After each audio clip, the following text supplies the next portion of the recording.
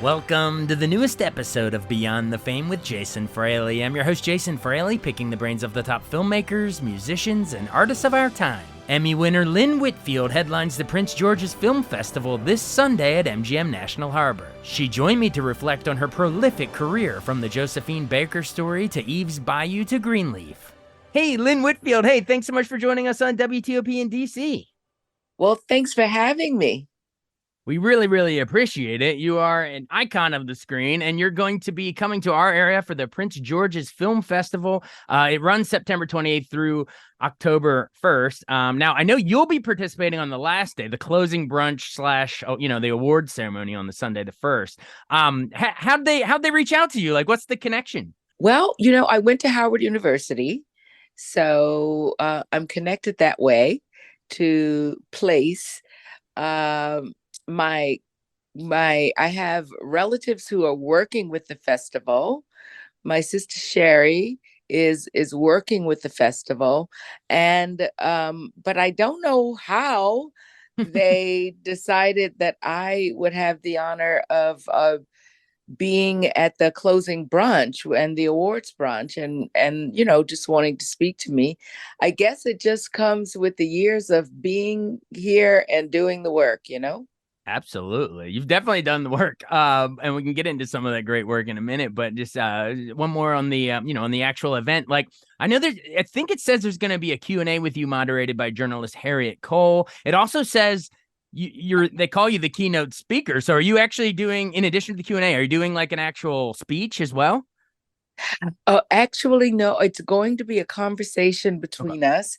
And I always think that they're better because they conversations allow it to be more spontaneous, and sometimes even an audience member may have a question, because when you give a speech you don't always know what people want to hear about or what they're curious about. You're just kind of talking and assuming that so I like conversations because of that. It really allows the audience, I think, to get a closer, more intimate view of who I am and the art, and it allows for more anecdotes and things about specific projects. I just think it's a nice format. I agree entirely, and kind of like the format we're doing now, except they'll get to see you in person. Exactly. Awesome. Well, you mentioned, you went to Howard University. That's the DC connection. But I want to take me back even before that, because I know you're born in Baton Rouge before you made your way up to the DC area. I want to know, like, growing up. Well, I think I read your dad wrote musicals too, and like an art, sort of your parents were sort of artsy as well. But like, how did you get into it? Like what I always love hearing like what movies you watched growing up, like what were your what were your go-tos as a kid? Well, as a kid, I loved all of the glamour and the drama.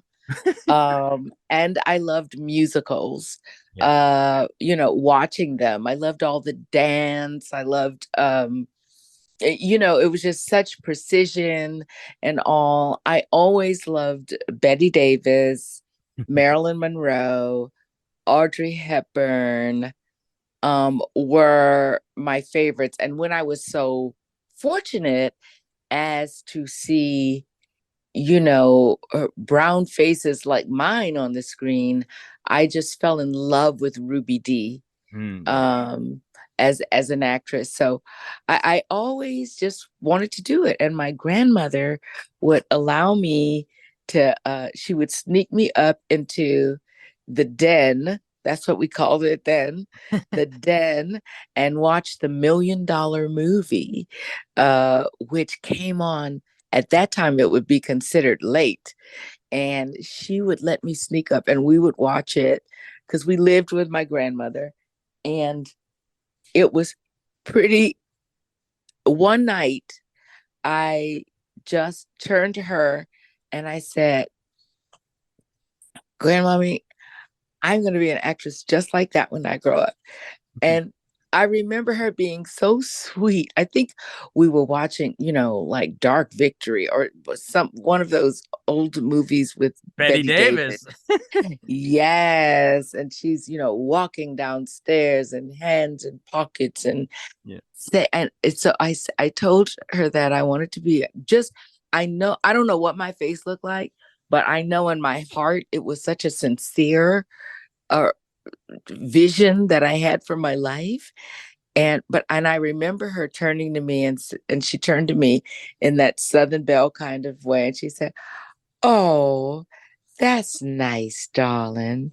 And I even then felt that she had condescended to my Yeah. dream. Like the old bless your heart. I know. Bless your heart. Exactly. But I knew it was just so strong in me. It was such a strong passion that I would do it well. And it didn't matter that she just thought it was cute, Yeah. because I and I didn't put any thought into it. Even as I got older and was in high school, I didn't put any thought into how difficult it could be, what a challenge it was. Because the you see the one person who made it. You don't see the 1,000 people who maybe try, or the 150 people who tried for the same role. You just see the one who got the role. Right, exactly. Exactly. Well, that's great. Well, I'm glad that you proved them all wrong and you did make it a career.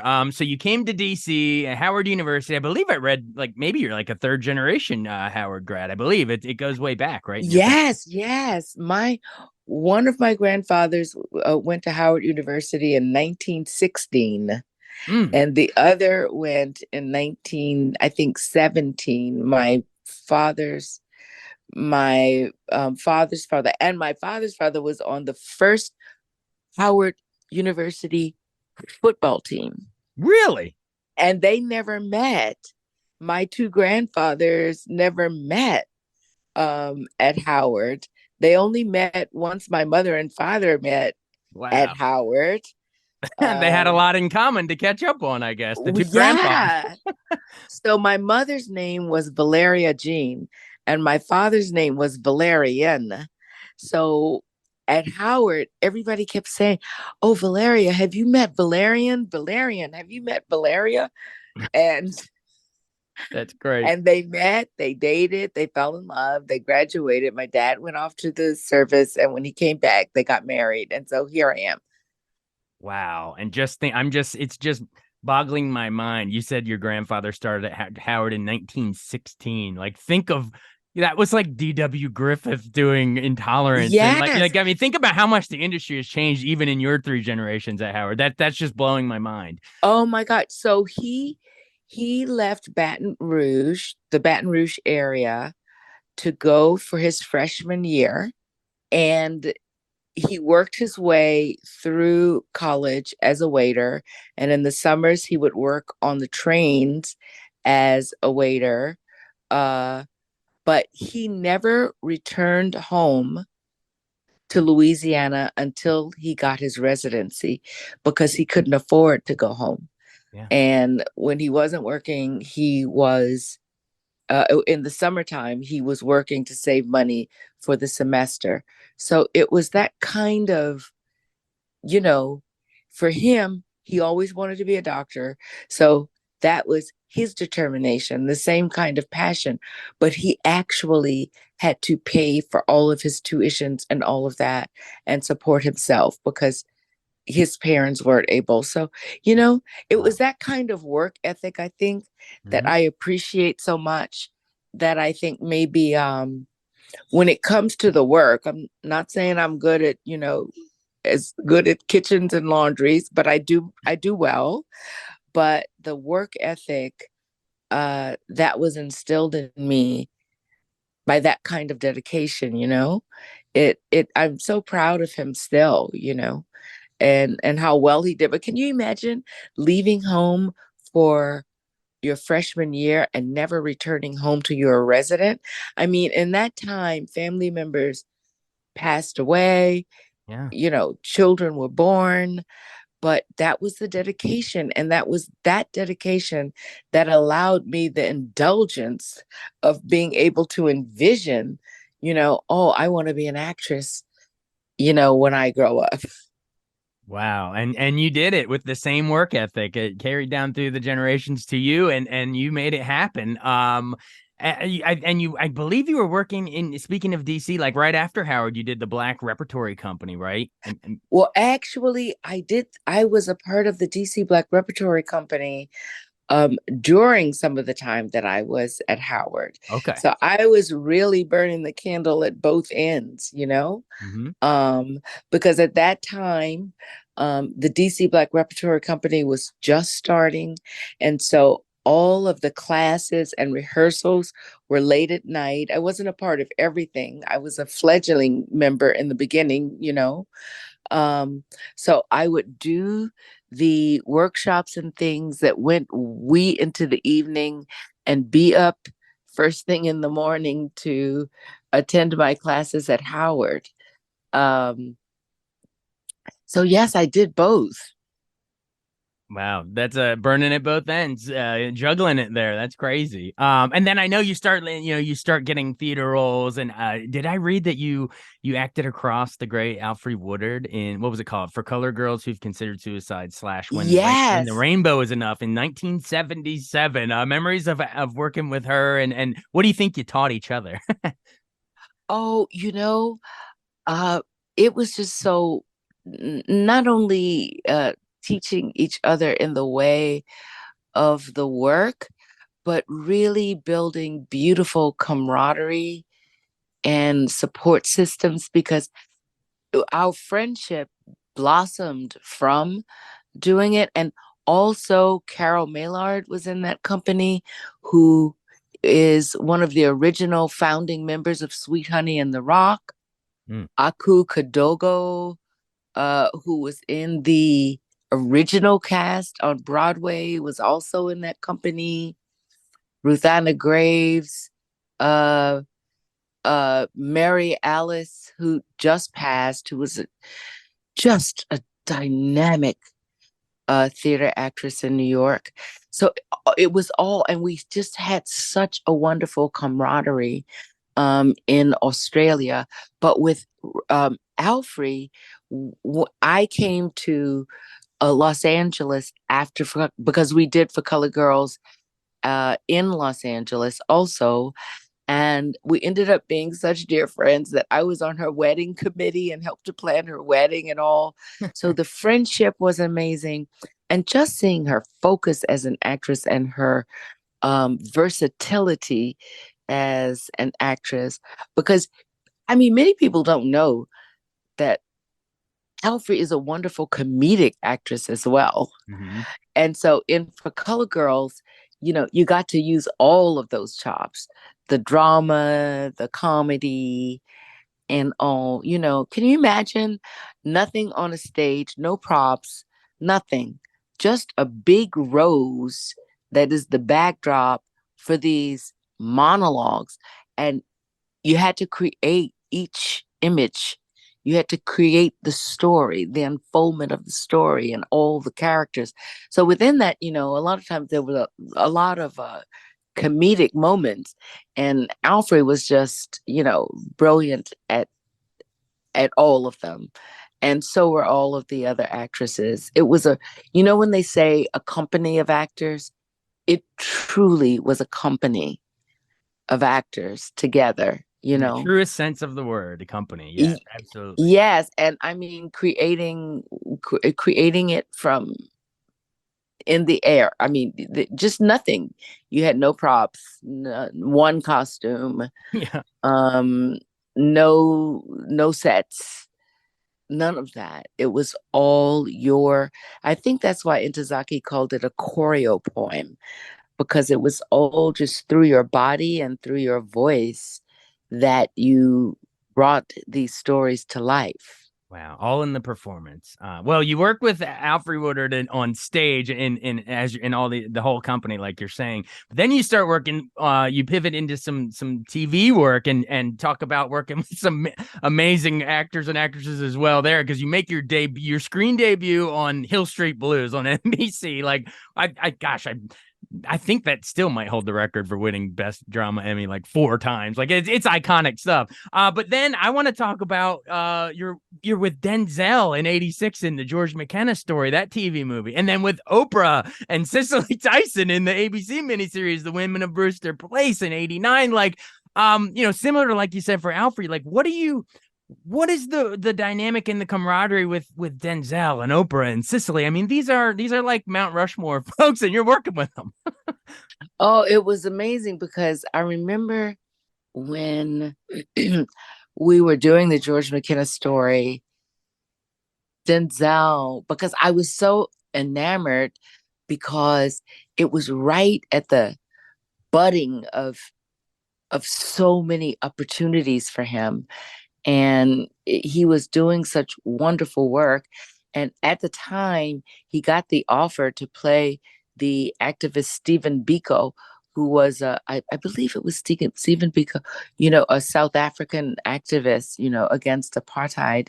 And I was like, wow, he's like getting offers to do stuff now. That's how I want to be when I grow up. Yeah. I was just so enamored that I was actually working with an actor who, you know, with whom you could actually envision, you could see that moment when the industry pivots Yeah. and says, you're it, Yeah. you know? You're talking about Cry Freedom. And then of course Glory came a couple years later. Yeah.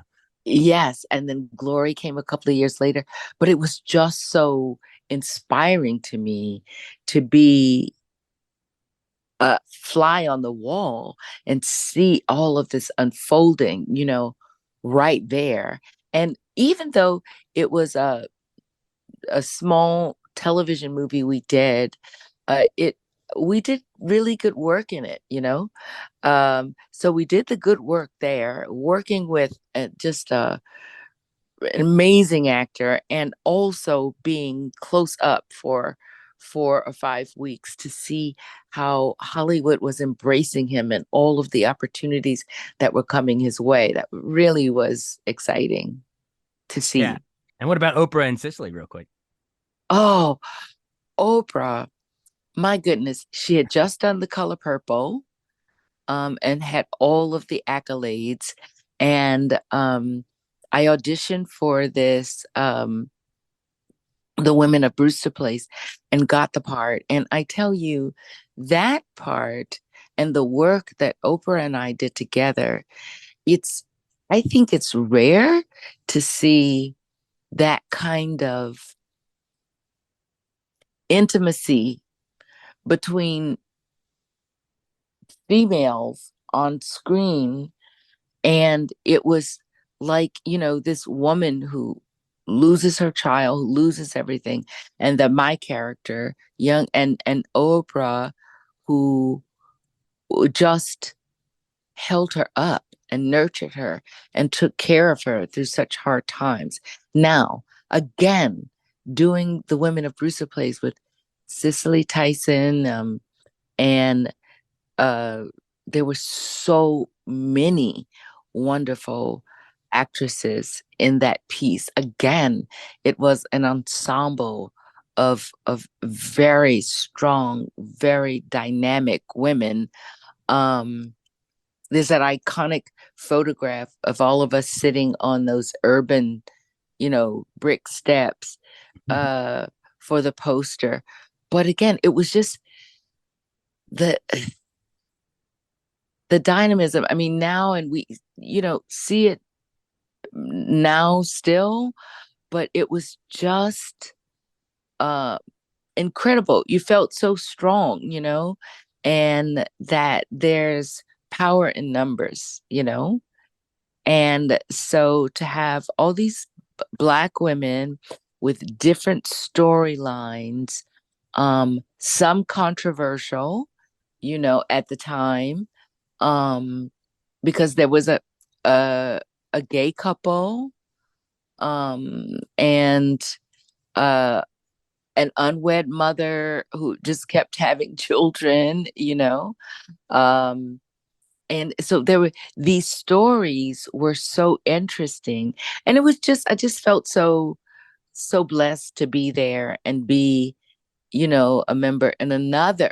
So both that we've talked two that we've talked about so far were ensembles of women, telling our stories.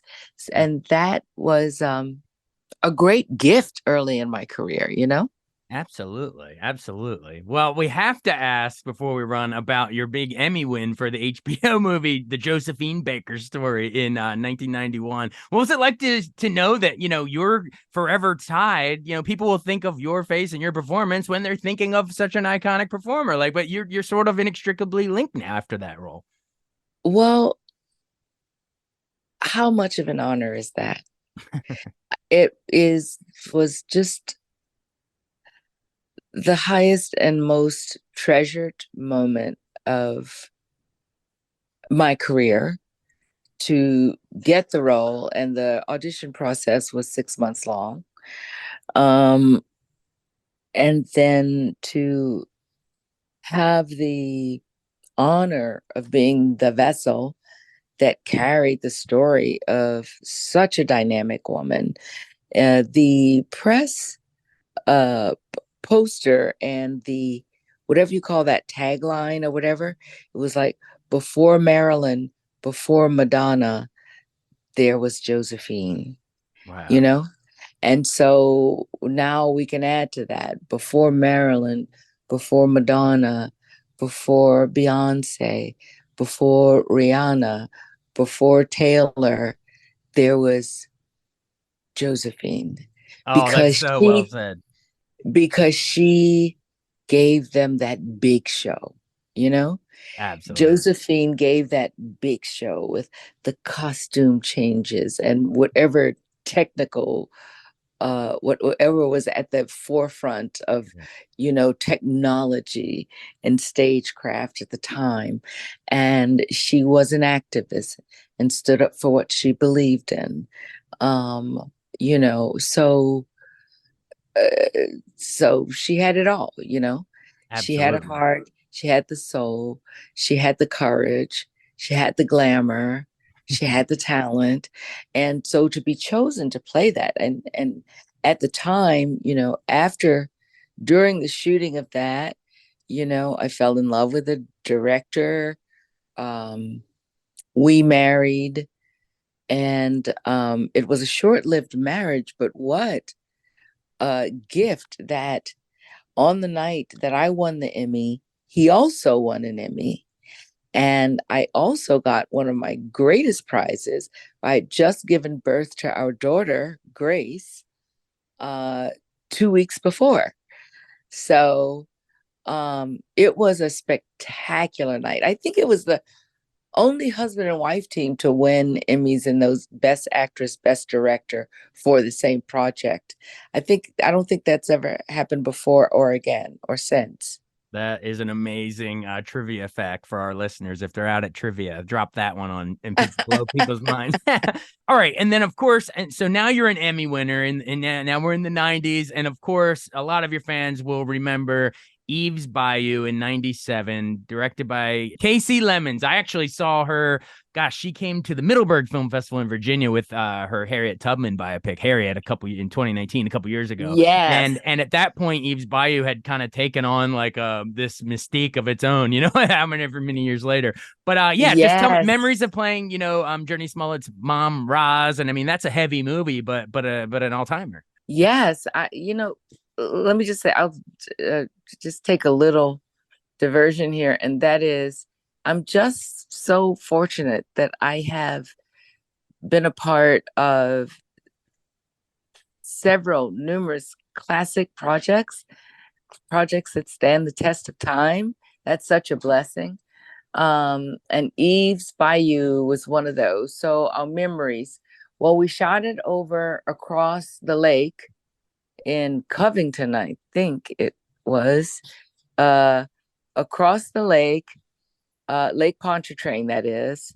And I tell you, one of the most sought after uh, products on that film was the Avon um, Skin So Soft, because it was a great mosquito repellent. Oh yeah, mosquitoes. Of course, on the bayou. Oh my gosh, they probably eat you guys alive. Oh my goodness. You could, I mean, people would give away their firstborn to get. I can just imagine Sam L. Jackson get Yes, these like, mosquitoes off of this and, damn. and we had, I don't know why, we had like a limited amount of it, but everybody's like, who's got the skin so soft? You know, we, so I remember that. I remember, having to remind myself over and over again, do not, everyone, don't put your lunch tray outside, because the alligators would come up, like the baby alligators would scurry up and get Yeah, it. yeah. Um, so that was the logistics of that particular topography. But uh, you know, for me, it was very profound because I come from a family of physicians in Louisiana. I had an aunt that very much reminded me of Roz, uh, Aunt Lane, Elaine Bryant. Uh, and so it was giving honor for me to women from a different time, women from the 1950s who, you know, didn't always, protest, who didn't have the example of um, being able to really maybe completely speak their minds, being able to assert themselves in situations that were uncomfortable for them. So I remember always saying to go, because her husband, but for people who haven't seen it, her husband was unfaithful to her repeatedly. And so, but she still wanted to keep the family together, and be in her shirtwaist dresses, and so she kind of withstood all of that. And I remember saying to Casey, the one thing I said, Casey, I just need a scene where I can really cuss him out and let him have it. Yeah. And she said, no, no, no, no, no, you can't. That it's Roz is not you. Just trust me. And I was really got upset with her.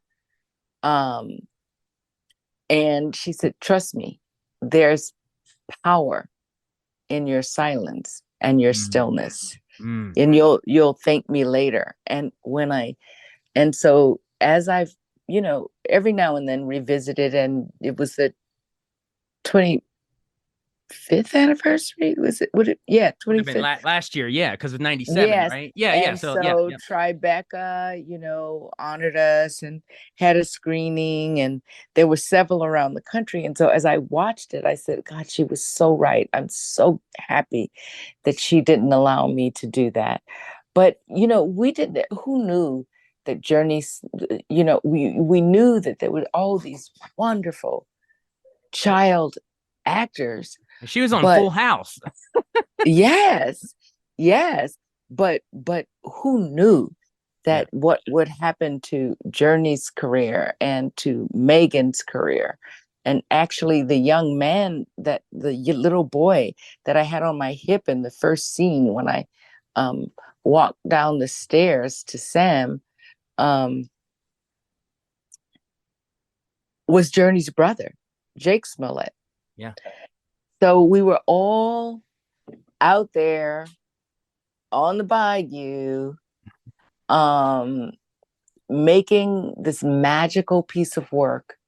And none of us, I mean, I think Casey knew in her mind that it had the legs to stand the test of time.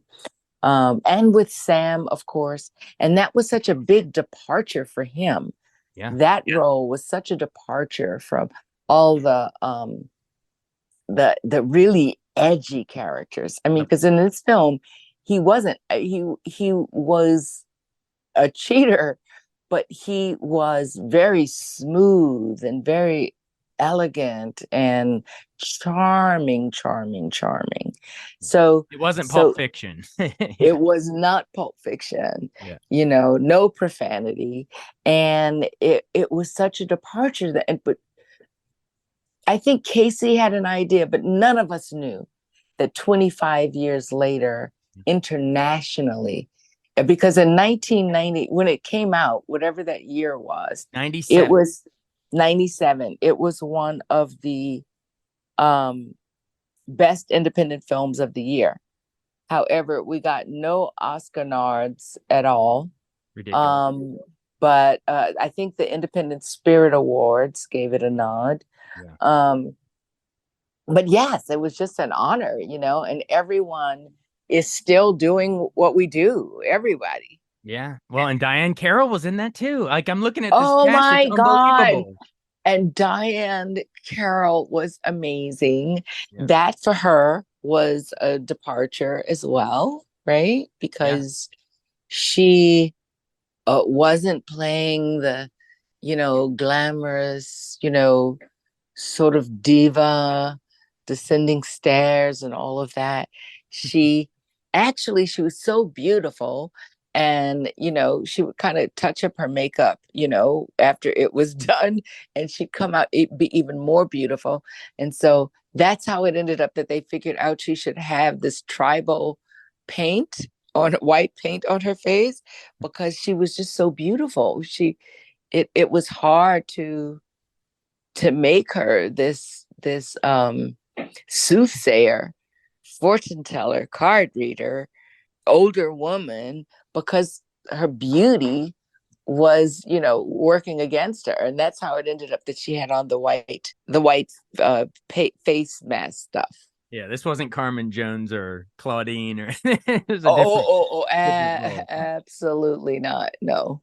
And we also just final point on that movie because we could do a whole podcast on just that movie, but we won't. But yeah, but Casey Lemons for a directorial debut, she was just Clarice Starling's, Jodie Foster's sidekick in Silence of the Lambs as an actress. No one knew she could direct a movie like that. So. Yes, yes. And she walked around with this story for years, and she did a sizzle reel of it, a short film of it, and just kept trying to sell it for years and never could. And when Sam signed on, that gave her the opportunity to get the funding.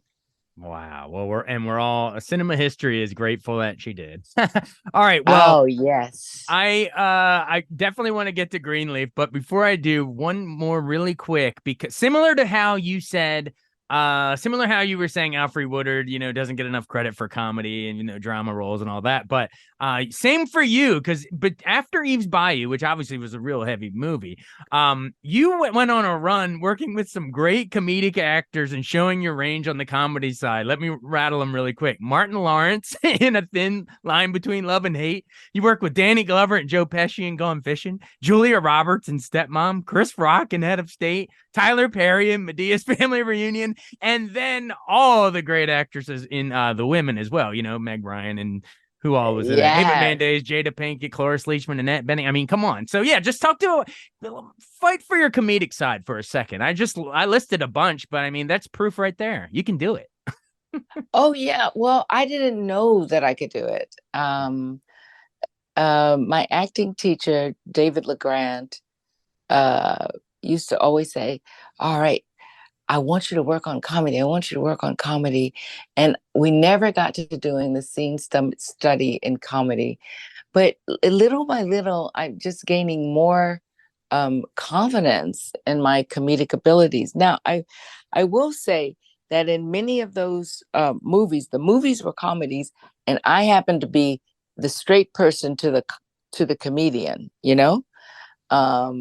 so I was the I was the straight man to the comedian, Right. but still I got laughs, you know? And one of the things that my acting teacher, David LeGrant, told me that is so important is that, you know, there's humor in reality, Right. in playing it straight, there's humor, you know, there's slapstick and, comedy where, okay, I gotta land the joke, the bump kind of comedic timing. But then there's just the comedic timing of people being honestly who they are, and they're just friggin' funny. I mean, in real life, you see that all the time, Um, so somebody walking down the street and just like a simple exit, say an acting exercise, somebody walking down the street and getting gun stuck on the bottom of their shoe, right? Right. And trying to get rid of it. Well, in that physical comedy of something that is totally realistic and real, it can be really funny, Yeah. It sucks if for the you're person in real life, but if you are actually the character of Charlie Chaplin, it's frustrating. But for us, the audience, it's hilarious. well, exactly. So We're rooting that for the is banana peel. humor, right? Yeah. I mean, one of my favorite comedic rom coms is Something's Gotta Give, Yeah. Oh yeah, Nancy Myers. with yes, Nancy Myers, Diane Keaton, and Jack Nicholson. I mean, and they were never playing for the laughs, but it was so funny to see these middle-aged people trying to find their way to each other. You know what I mean? So funny when this dude who's loving all these young women, has a heart attack or a stroke or whatever it was, and is in the hospital and still trying to be all the bon vivant, and gets up in the hospital and has this nightgown on. It's open up the bed. I mean, it's just funny. Life is funny. Yeah. And if we can You play it find, straight. You play it straight, and it's funnier. yes, yes. So that is what I've been discovering, because as an artist, I'm still a work in progress. There's still a lot of growth I can make. And with every age and with every year that you gain, there's different things that you can't do and things that you can do. And so I'm working in that area a lot more now, feeling confident that approaching a circumstance with reality, that there's humor in it. That's crazy and admirable to hear that, however many, decades in now, you're still think that you can grow and learn. That's Oh, I know. commendable. That's Not, commendable. not that I can, I am. You are. And, Yeah, I have a lot of things to explore still, absolutely. Well, that I've never done. we can't wait to see all the other work. But let's wrap it up with one more. We have to hit Greenleaf because that's like one of the most the biggest roles, at least in recent years, that everyone knows you from. Lady Mae Greenleaf. I guess that's on the OWN network, so that's full circle from Well, it's on Women of OWN, and Brewster Place, or it was. it's on Netflix now. It's People on the. can stream it and watch it. Yeah. It premiered on OWN, but went directly to Netflix. So it's one of their well watched programs that people look at all the time. Well, how big? We had Keith David on, and he was just singing your praises. But why? Repay him the Oh, favor, because you two are the big titans in let me that show. tell you, the best television husband that anyone could ever have. And I might add, the most successful marriage I ever had. Yeah, way It better was, than the Sam Jackson movie. yeah, it was so lovely. Uh, in 5 years, we never had any tension, never had an argument or a creative disagreement. He was so easy to work with. And I think that is what, and I mean, this golden voice, and like an icon in the world of voiceover. Oh yeah, like a Ken But Burns PBS voice. yes, yes, but just such a thespian. And it was the easiest work working with him. I mean, I don't know. I feel like it kind of had that magic of like, and I'm not bragging, but just as a thespian and working with someone, like the beauty that Ruby Dee and Ozzie Davis had together, Good call. uh, Good just comparison. kind of very classic, like equals. When you looked at our scenes, you were looking at two artists who were equal in ability and heart and all of that. And he was just such a gentleman. I mean, so supportive. And we'd had the best experience working together. He's such a noble, like funny, quirky, wonderful guy. And I think he knows every classic ever written in the way of classic music, and he would sing all the time and he'd tell jokes. But by the fourth season, I'd be like, he'd start telling a joke, and I'd say, okay, Keith, I'm gonna turn you over um to our day player here, because I've heard this one like 3 times. So we actually became like, and he's like, oh, well, and he would just turn and start telling it to somebody else. Yeah. I loved Keith. Your voice is iconic, but I've heard this 3 times. Yes. So, Keith, how are you doing today? The better for you asking. So, and that was his standard. I mean, he's just like a classic. Awesome.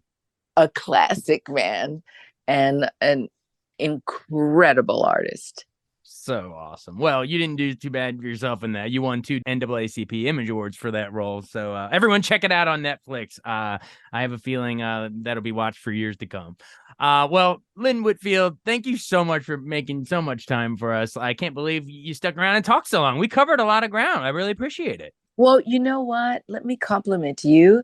It's just so marvelous when you have one of these chats with someone who is so has all the frames of reference, so you can just cut to the chase of the stories, and Right. filling in. So it was delightful to be interviewed by such an informed interviewer host. Yeah, we love movies. You know what I mean? It makes it easier when everyone involved loves the movies and TV. Well, there you go. There you go. There All you right. go. Well, And I think now more than ever, we need to turn to our art and just there's such beauty in storytelling and such growth for humanity just in storytelling, to what we do want to be and what we don't want to be. We can use art to help to change the world.